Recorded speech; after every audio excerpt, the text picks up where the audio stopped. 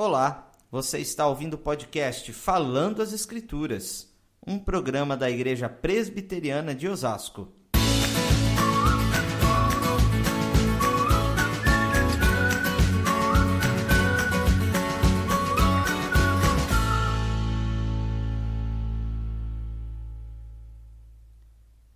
Saudações a todos os nossos ouvintes e amigos que têm compartilhado, que têm ouvido os nossos podcasts aqui da Igreja Presbiteriana de Osasco e, em especial, esse nosso tão querido podcast Falando as Escrituras.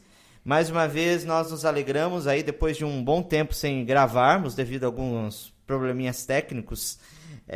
Estamos aqui muito felizes por estar de volta, tratando de assuntos tão importantes para nós, o nosso cotidiano, da nossa vida cristã, da Bíblia especificamente, como é o objetivo desse podcast, desse programa em especial. E eu quero convidar você para continuar trabalhando conosco o assunto dos dons espirituais, um assunto que é muito caro para nós como igreja presbiteriana, como igreja reformada e especialmente como igreja de Cristo, pois todos nós queremos de alguma forma desenvolver os dons que Deus tem dado ao seu povo, à sua igreja, para a edificação dos santos. E então eu quero convidar você a conversar conosco a respeito do texto de 1 Coríntios, o capítulo 14. Excepcionalmente hoje eu não lerei esse texto porque é um capítulo muito longo e certamente tomaria um bom tempo aqui para nós só da leitura deste texto. Então faço esse pedido a você: leia o texto de 1 Coríntios capítulo 14 para então ouvir esse podcast que é pertinente a esses versículos, aos assuntos dos dons espirituais.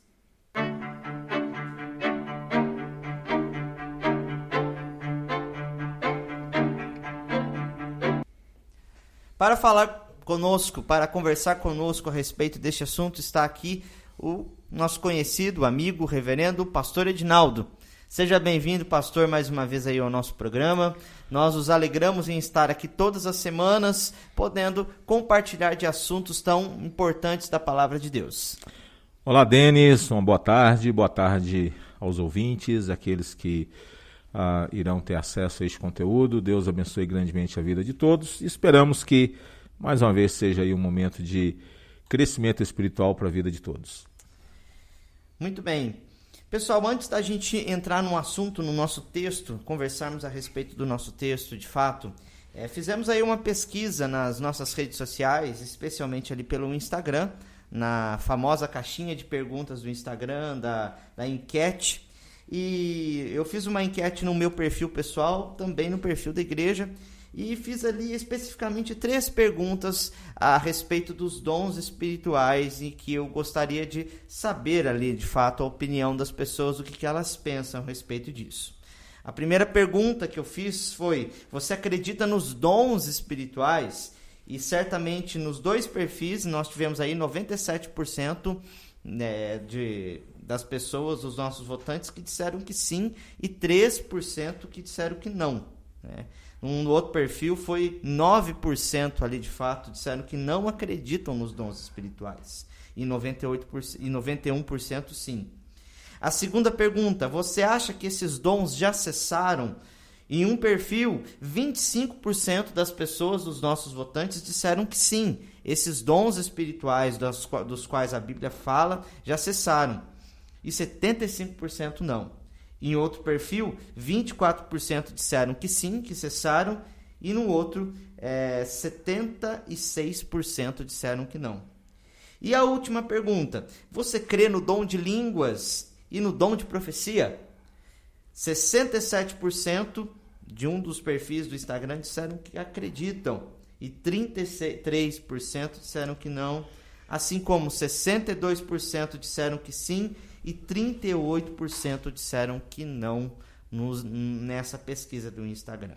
Então, para vocês verem aí que nós temos bastante divisão no que diz respeito a este assunto dos dons espirituais, algumas linhas teológicas que defendem um cessacionismo, outras que defendem o continuismo, e assim nós queremos esclarecer essa controvérsia. Não digo essa controvérsia de uma forma geral, porque é um assunto bem complexo e são anos aí de estudos profundos de pastores, de teólogos, estudiosos tratando deste assunto. Eu acredito até que é uma controvérsia que não vai acabar neste século, nesta era. Mas gostaríamos de, à luz do texto do capítulo 14 de Corinto, tratar desse assunto, que é um assunto muito importante para nós. Então, nós selecionamos algumas perguntas aqui que eu mesmo fiz para o pastor Edinaldo responder, e também algumas perguntas que alguns irmãos fizeram ali na nossa caixinha de pergunta do Instagram a respeito do assunto, e nós queremos então tratar dessas perguntas especificamente, para a gente falar desse texto. Então eu quero começar aqui com a seguinte pergunta. O texto, logo no começo, nós vemos ali no versículo 1, Paulo dizer que os irmãos deveriam procurar principalmente os melhores dons. O que Paulo quer dizer, pastor, quando ele exorta os cristãos de Corinto a procurar os dons espirituais? E emendando a essa pergunta, temos a pergunta do nosso irmão Alberto _Bloch no Instagram, que diz: como buscar com dedicação os dons? Então, eu junto essas duas perguntas numa só, para você poder trazer um pouco a respeito deste assunto para nós. Bom, Denis e queridos ouvintes, precisamos entender que Paulo não está querendo dizer que há dons que sejam ruins. Quando ele diz que devemos procurar os melhores, seguir o amor e procurar com zelo os dons espirituais, né? Mas principalmente, conforme ele diz no capítulo 14, que profetizeis. Ele está chamando a atenção para graus de importância, para graus não de eficiência, mas cuja finalidade a que ele estava orientando a igreja, no que diz respeito àqueles dons que tinham a capacidade de contribuir mais com o corpo de Cristo, com a comunidade de forma geral. Tendo em vista que ele estava combatendo uma individualização exacerbada daquela comunidade, de pessoas que estavam não preocupadas com a comunidade, então ele visa instruir essa igreja de maneira que eles pudessem atentar para aqueles dons que tivessem como finalidade não a promoção do indivíduo, mas o bem do todo, o bem da comunidade, né? Então, quando vem essa pergunta, como procurar, a gente precisa entender o seguinte: a palavra de Deus, se o dom ele é de acordo com as Escrituras, então a própria Escritura ela vai nos orientar a respeito da utilização desses dons, né? Entendemos que alguns dons cessaram, entendemos que alguns eles estão aí, né? Faz parte da comunidade, do corpo de Cristo. Então a Bíblia nos orienta a respeito da finalidade dos dons, né? Eles são dados com que propósito? Não são dados para a promoção do indivíduo, não são dados para orgulho pessoal, não são dados para promover o orgulho, para promover a arrogância, para dizer que eu sou mais espiritual do que você, que eu sou melhor do que você. Não, os dons são dados visando o bem da igreja, visando o bem do corpo de Cristo. Você não encontra instruções na Escritura, quando o assunto os dons, de que eles devem ser procurados para que você seja destacado. Não, os dons são dados para que outros sejam abençoados, os dons são dados para que outros sejam auxiliados, os dons são dados para que outros sejam edificados. Então, essa é a linha mestre que rege a utilização dos dons. Você não encontra na Bíblia orientações no que diz respeito a dons espirituais, onde o indivíduo é colocado no pedestal. Jamais, né? A Bíblia, em outras listas também, né, pastor? Paulo mesmo vai destacar que o propósito dos dons é a edificação do corpo, né? Então, seguindo aí, agradecemos então, eu especialmente agradeço a participação do Alberto aqui, que é amigo próximo aí, estudamos juntos em Belo Horizonte. Deixa um abraço para você aí, para sua família também, para sua esposa. Abraço, Alberto. Para sua filhinha que acabou de nascer, Alberto. Prazer ter você participando conosco aqui, interagindo. Uma segunda pergunta que nós vemos aqui também no texto de 1 Coríntios 14, é a respeito que Paulo destaca muito aqui a respeito de 2 dons especificamente, que é o dom de profecia e o dom de línguas, certo? O que seriam esses dons de que Paulo está destacando aqui? O que seria dentro do contexto ali da igreja de Corinto o dom de profetizar e o dom de falar em línguas? Bom, Deus, é interessante que se você pega a lista que ele colocou no capítulo 12, por exemplo, não é à toa que ele colocou o dom de línguas em último lugar naquela relação. Há um propósito. Principalmente se você entender o contexto da carta dele aos Coríntios e a maneira como eles estavam extrapolando na utilização do dom de línguas, né? E ele então vai inverter as coisas. Ele vai dizer que a profecia ela tinha como finalidade a edificação do corpo de Cristo. E a questão das línguas, caso não houvesse a interpretação, que elas não deveriam ser pronunciadas, proferidas, as pessoas que assim o fizessem deveriam ficar caladas, né, falando consigo mesmas, porque ele está visando a instrução da igreja, ele está visando aquilo que realmente tivesse a capacidade de promover o crescimento espiritual, de promover a edificação do corpo de Cristo e não a promoção do indivíduo. Profecia, normalmente quando a gente pensa nesse termo, a gente associa a questão da predição, né? De predizer determinadas coisas e tudo mais.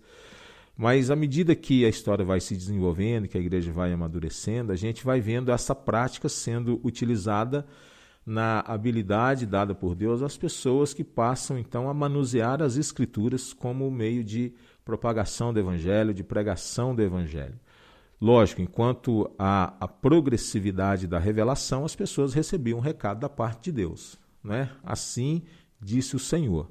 Mas à medida que essa revelação ela vai sendo expandida, ela vai sendo completada, a gente vê a profecia sendo uma alusão à arte da exposição do que foi revelado, né? Deus se dando a conhecer através da sua palavra, e isso entre as igrejas históricas reformadas, a profecia está relacionada à questão de nós expor as escrituras, aquilo que Deus assim nos deu a conhecer. O dom de línguas, veja, nós falamos aqui no outro podcast que a cidade de Corinto era uma cidade polirracial, ela era uma cidade policultural, ela atraía pessoas de diversas localidades do mundo, gente que afluía para lá, uma cidade rica. A necessidade de pessoas com habilidade para interpretar as línguas dos estrangeiros era muito importante, não é? Então, as línguas que nós temos aqui em Corinto não é línguas de anjos, não é fenômenos assim que não estejam relacionados à fonética, a uma estrutura gramatical, são idiomas, né? São idiomas que eram proferidos, assim como aconteceu em Atos capítulo 2, e em Corinto não se tratava assim de um fenômeno diferente. As línguas que eles estavam proferindo não eram línguas que não tivessem nenhuma ligação com nenhuma nacionalidade, né? Não eram fenômenos, não eram línguas desconhecidas, eram desconhecidas de quem proferia, mas evidentemente que elas estavam relacionadas a algum povo, alguma cultura e assim por diante. É assim que nós entendemos essas línguas faladas em Corinto. É interessante, pastor. Eu queria destacar aqui algo sobre a questão do dom de profecia. Eu assistindo um vídeo lá do reverendo Augustus, ele falava que era comum dentro das igrejas, pessoas, indivíduos, né, que se levantavam aí para trazer uma palavra, e isso eu acho que era comum mesmo dentro do culto ali, né, porque acho que o texto de Corinto, de 1 Coríntios 14, trata da regulação do culto, mais ou menos, né, uma questão da adoração, para que ela fosse ordenada, né, para que as pessoas não exaltassem a si mesmas, mas buscassem a glória de Deus no culto. E pessoas, de fato, se levantavam ali com uma palavra, né, e essa palavra era uma palavra, né, vinda da parte de Deus, acho que até de forma extemporânea, se eu não me engano, mas se eu não estou enganado, mas assim, ela sempre de acordo com a revelação de Cristo, né? Uma palavra de encorajamento, olha, meu irmão, continue perseverando, talvez as palavras para ele sejam, né, continuem perseverando em detrimento da perseguição que vocês estão sofrendo. Deus está nos fortalecendo, o evangelho está sendo pregado. Então eu vejo muito nessa linha também, né? E concordo contigo com relação das línguas serem idiomas, né? Acho que havia, como é uma questão cultica, havia muitas pessoas de outras nacionalidades que participavam do culto, né? Eu penso que não faria nenhum sentido o Espírito Santo dotar pessoas com a capacidade de falar algo que seja totalmente desconhecida de qualquer pessoa em algum lugar do mundo. Porque Deus se deu a conhecer, né? Os mistérios de Deus, eles foram sendo revelados ao longo da história da igreja, do povo de Deus. Então, evidentemente que aquilo que não aprove a Deus revelar vai continuar encoberto até Jesus voltar e assim por diante. Mas aquilo que Deus se deu a conhecer, as coisas que são reveladas, elas pertencem a nós. E nessa questão do dom de línguas, eu vejo que não faz sentido o Espírito Santo habilitar alguém, capacitar alguém a pronunciar algo que não tenha uma relação com algum povo, né? Porque a finalidade do Evangelho qual que é? É que ele seja boas novas para as pessoas. As pessoas ouçam e entendam, né? Entendam, né? Jesus, ele chega falando a linguagem que era comum naqueles dias. O Novo Testamento não foi traduzido nem em hebraico, nem em aramaico, mas ele foi escrito em grego, porque era a língua global naqueles dias, né? Então, um Deus que se dá a conhecer, que quer alcançar pessoas, né? Então, é assim que a gente entende. De fato. Pastor, seguindo aqui o nosso roteiro de perguntas, em determinado momento, Paulo ele vai dizer aqui neste capítulo 14 que aquele que ora em línguas, ele ora para edifica a si mesmo, né? Ora em mistério. Então eu queria perguntar o que significa falar em mistério, quando Paulo diz isso, que aquele que ora, ele fala em mistério e edifica a si mesmo. Qual que é o significado dessas expressões? O que Paulo está dizendo com isso? É interessante a gente observar que Paulo está associando essa questão da língua à oração, não à predição, né? Então, a gente às vezes vê a questão da utilização de línguas mais relacionado à predição do que propriamente no que diz respeito à oração. Mas veja, ele usa aqui alguns elementos que são delicados quando ele diz assim, no verso de número 2, você está fazendo referência, né? Pois quem fala em outra língua não fala a homens, senão a Deus, visto que ninguém o entende, e em espírito fala mistérios. A palavra aqui em espírito, o Augusto Nicodemos, por exemplo, ele entende que pode ser uma combinação entre Espírito Santo e Espírito humano, né? Outros entendem que pode ser uma questão do Espírito Santo, mas vamos ficar com a linha do irmão reverendo Augusto Nicodemos, né? Essa combinação aqui do Espírito Santo e o Espírito humano. Então veja, quando ele fala na questão de mistérios, é mistério para quem está falando, né? Porque a pessoa não entende, a pessoa não compreende, ela não tem discernimento do que se trata, ela está falando algo do qual ela não tinha conhecimento, uma língua para o qual ela não estudou. E é interessante a gente perceber que Paulo ele não está querendo dizer que o falar em línguas era um fenômeno carnal.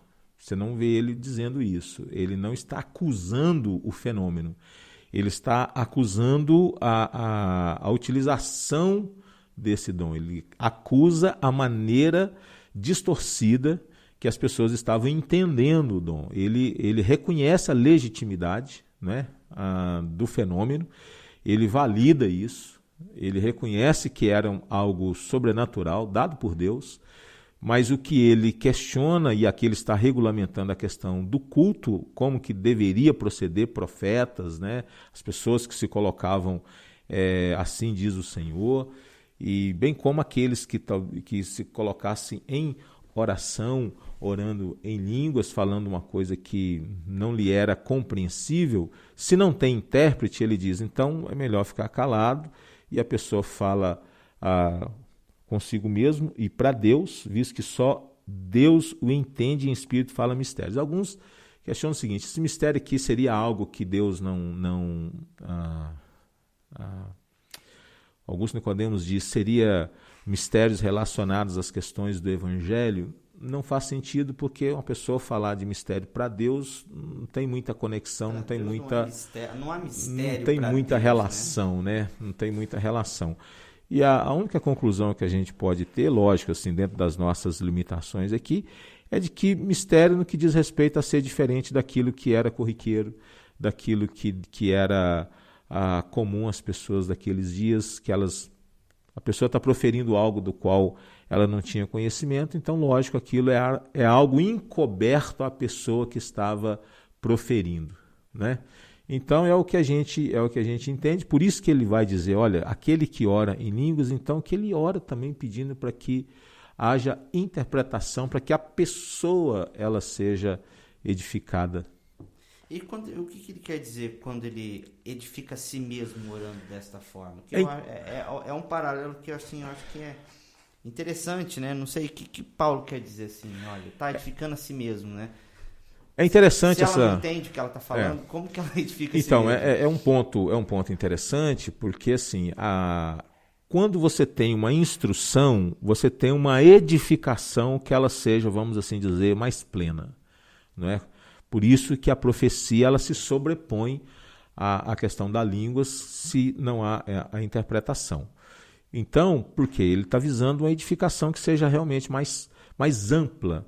Agora, lógico, ele reconhece que em alguma proporção a pessoa que está falando em línguas, de alguma maneira ela tá sendo edificada no sentido de que ela está tendo uma experiência diferente, ela está tendo uma experiência sobrenatural.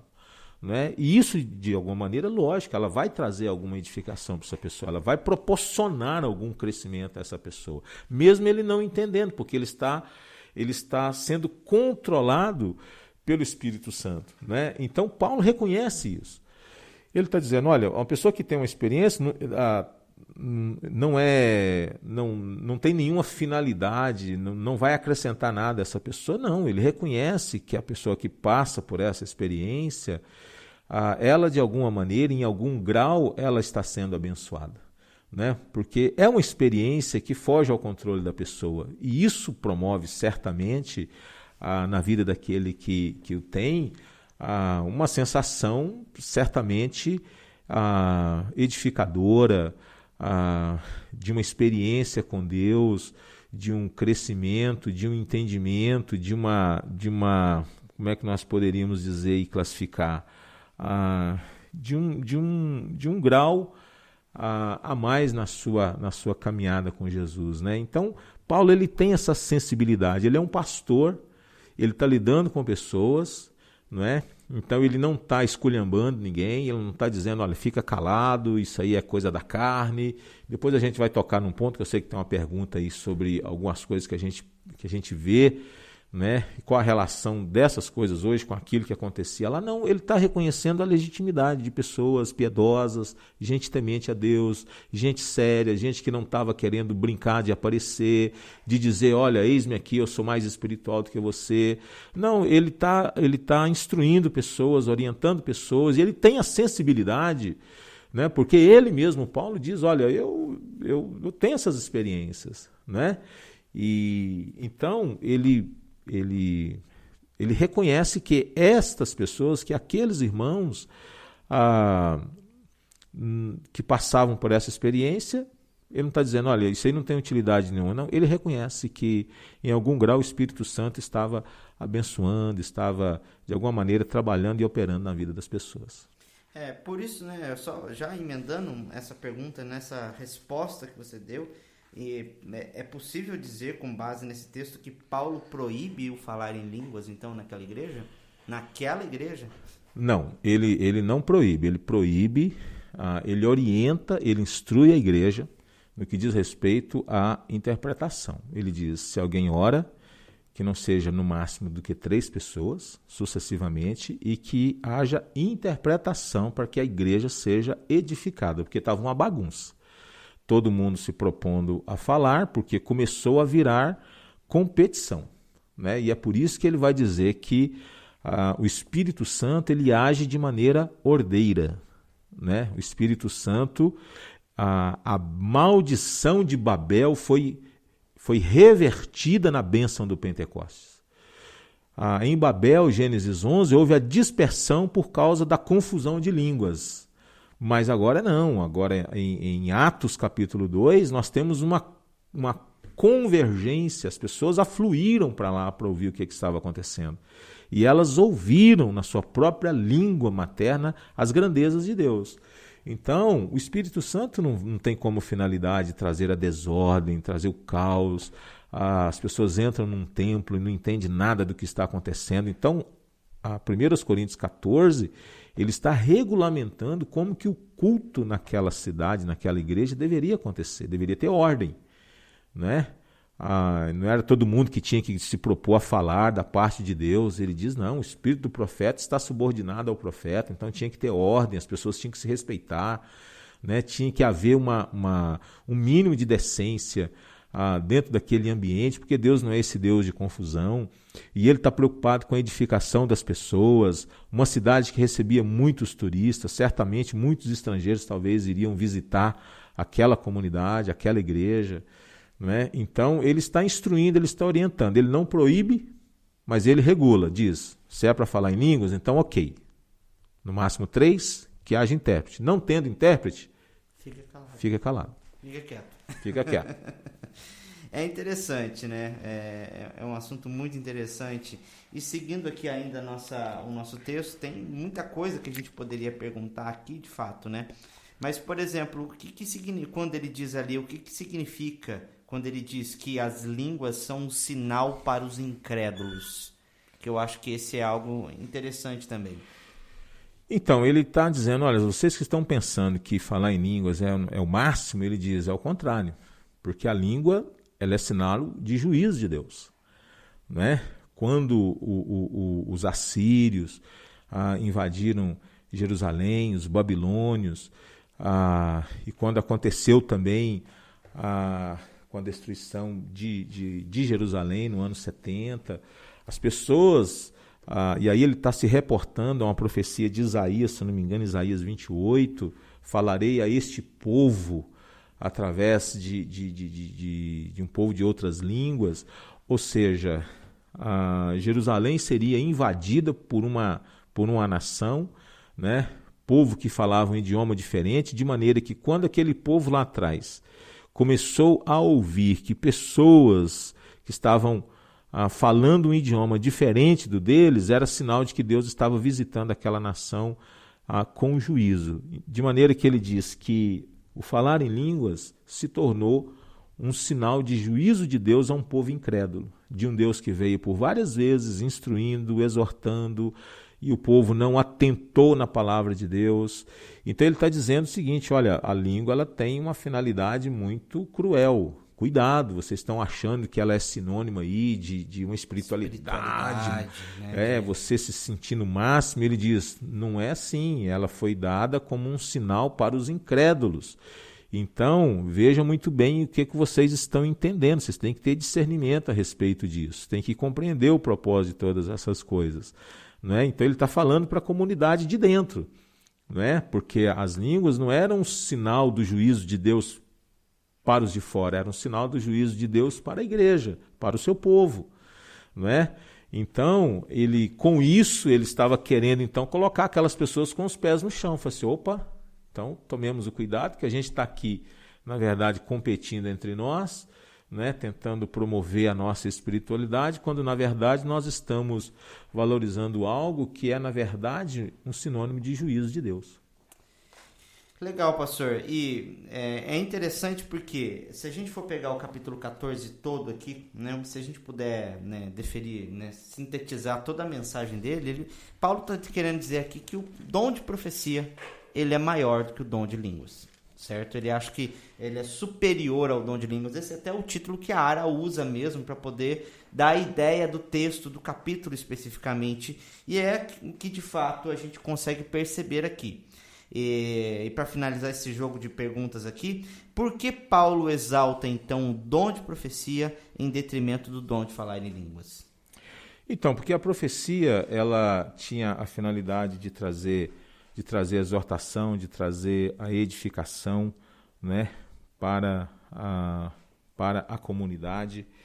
o capítulo 14, deixa eu ver aqui o versículo em que ele vai falar a respeito da importância desse dom, né? Que fazer, pois, irmãos, verso 26, quando vos reunis? Um tem salmo, outro doutrina, algum traz revelação, aquele outro língua, ainda outra interpretação, seja tudo feito para a edificação. No caso de alguém falar em outra língua, aí ele diz que não sejam mais do que 2, quando no máximo 3, e isto sucessivamente, e haja quem interprete. Mas não havendo intérprete, fique calado, falando consigo mesmo e com Deus. E aí então, ele diz no verso de número 31, porque todos podereis profetizar, um após outro, para todos aprenderem e serem consolados. Os espíritos dos profetas estão subordinados aos próprios profetas. E aí o verso 33, porque Deus não é de confusão e sim de paz, como em todas as igrejas dos santos. Então, a profecia sempre ela foi privilegiada por Paulo, porque ele está pensando num bem maior, né? Ele está pensando aqui na capacidade dada por Deus para que todo o corpo de Cristo realmente receba as melhores instruções, sejam plenamente instruídos, edificados, quando a palavra de Deus ela é exposta, quando o recado de Deus é dado, quando o povo é exortado, quando o povo é consolado, quando o povo é admoestado. E ele vem instruindo essa comunidade. Se você pegar, por exemplo, o capítulo 10 de Paulo aos Coríntios, ele vai usar o exemplo de Israel. Ele diz, cuidado, vamos olhar para aquilo que Deus já fez lá atrás, para que a história não se repita. Olha como que aquele povo se comportou diante de tantos atos de intervenção de Deus, profetas trazendo um recado, e o povo com seu coração endurecido. Então ele está dizendo, vamos tomar cuidado, porque Deus nos visita, Deus nos dá a sua palavra, Deus levanta pessoas para instruir, para orientar, para aconselhar, para colocar a igreja realmente nos trilhos, e às vezes as pessoas não atentam para essa palavra, né? Então, ao longo da história da igreja, você vai encontrar sempre essa questão dos profetas entregando o recado de Deus, e não era e não deveria ser diferente naquela comunidade. As línguas estavam presentes numa igreja multicultural, uma cidade que recebia muitos turistas. Era muito importante que o falar em outras línguas, habilidades dadas por Deus, estivessem presentes, e quando houvesse a interpretação, a igreja recebia a devida edificação. Mas ele diz o que profetiza, ela está num patamar em relação às línguas mais elevado. Ela tem uma finalidade mais abrangente, ela tem uma finalidade mais profunda. É interessante, porque o versículo 39 ele já traz essa conclusão, né? O fechamento de toda essa argumentação dele. Portanto, né, concluindo aqui, meus irmãos, procurai com zelo o dom de profetizar e não proibais o falar em outras línguas, né?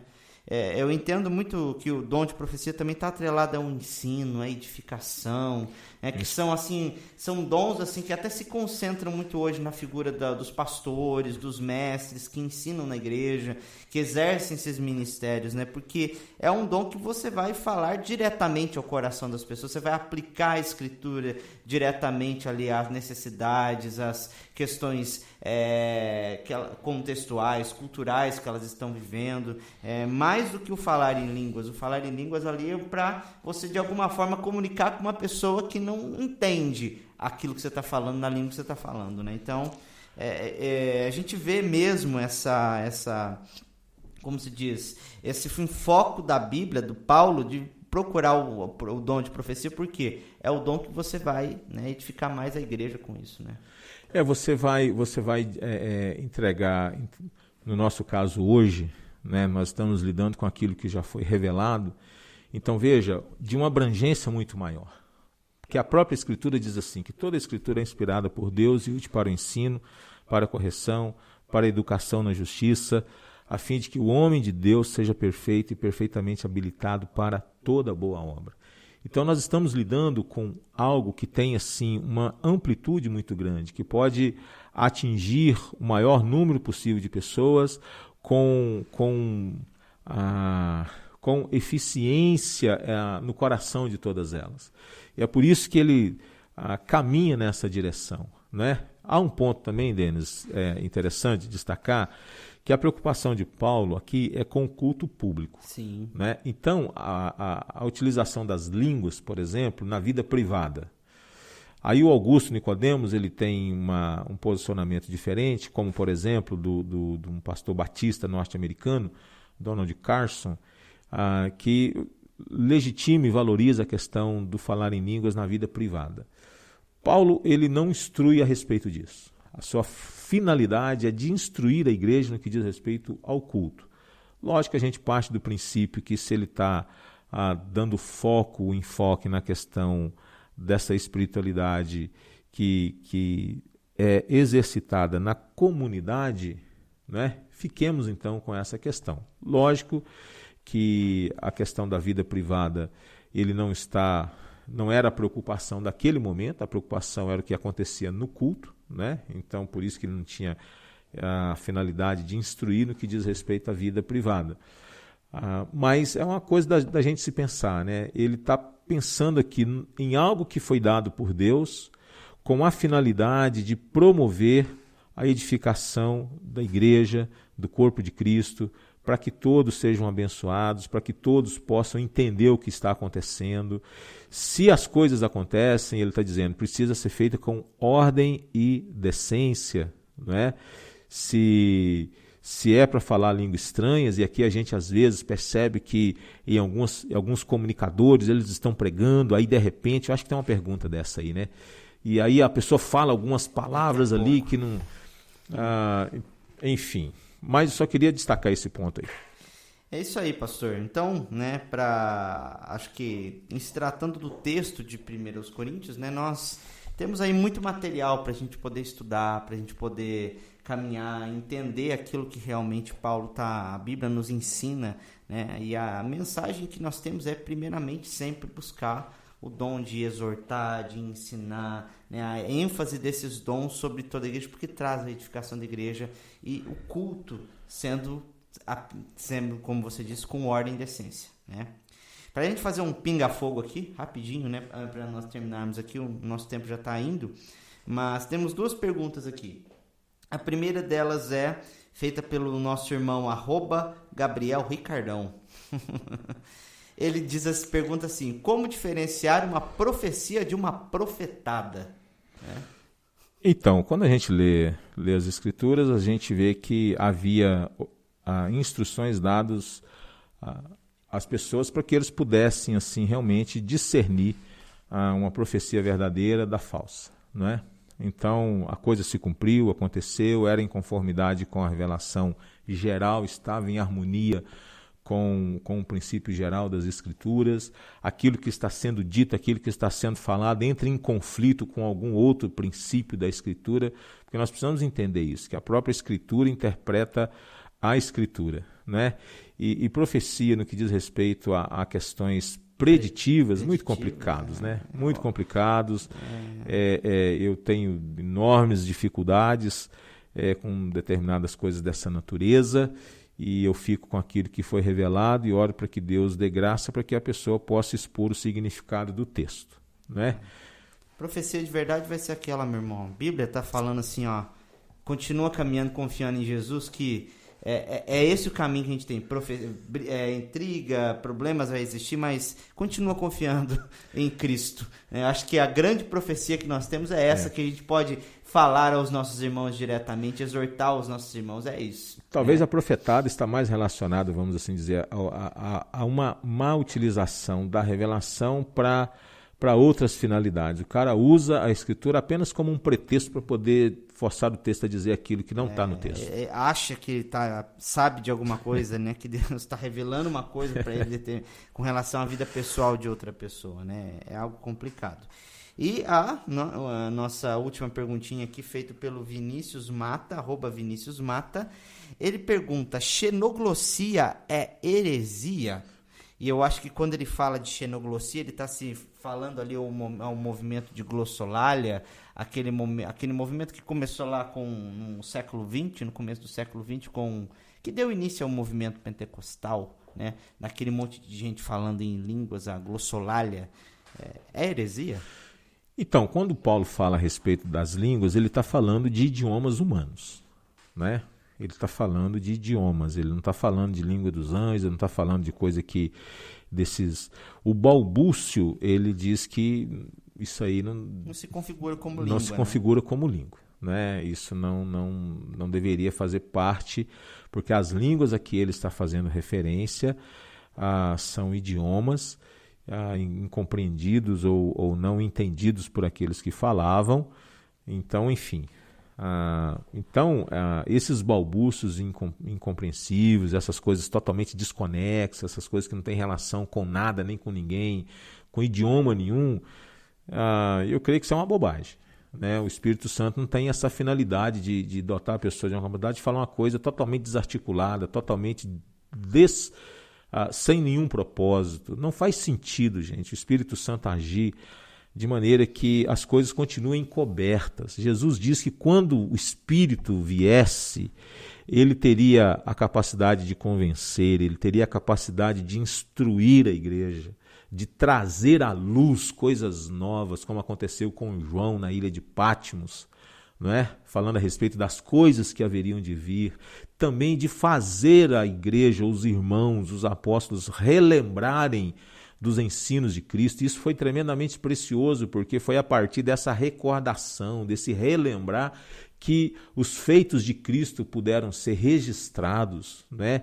E puderam ser aí colocados nessa coletânea de livros que nós temos em nossas mãos. Então, como pensar no Espírito que continua operando e trazendo essas coisas que não têm relação com nada, que ninguém vai entender nada, que as pessoas não... Olha, de coração, com todo respeito, mas eu quero crer com todo temor a esse Deus bendito, gracioso, que veio para ensinar, que veio para instruir, que veio para edificar, que veio para fortalecer, que veio para consolar, que veio para fazer tudo para a glória do Senhor Jesus. Eu não quero crer que ele vai agir nessas coisas totalmente desarticuladas. Eu creio que isso é a coisa mais carnal do que com a emoção humana, né? Com questões uma vaidade humana, do que necessariamente com o mover do Espírito. Do que movimento do Espírito de verdade, né? É isso aí, meus caros ouvintes, meus caros irmãos e colegas, amigos aí que têm acompanhado a gente nesses podcasts. Nós finalizamos aqui o nosso bate-papo de hoje sobre dons espirituais a respeito da carta de Paulo, da primeira carta de Paulo aos Coríntios, capítulo 14. Certamente existe um próximo episódio que nós vamos tratar da última lista que Paulo fala a respeito dos dons espirituais, dos dons ministeriais, se a gente pode dizer assim, que está em Efésios. E nós aguardamos vocês, então, no nosso próximo episódio aí do nosso podcast para tratar desse assunto. Até lá, eu peço que você compartilhe esse podcast com a gente, com os seus amigos e familiares nas suas redes sociais, e também ouça os nossos antigos podcasts. Atente-se também para o programa novo que a gente desenvolveu aí, que é o Holofote PO, onde a gente trata de temas específicos aí, à luz, né, temas contemporâneos à luz aí da palavra de Deus. Então, nós pedimos também o seu apoio nesta empreitada aqui, né, no compartilhamento desses podcasts, dessas mensagens.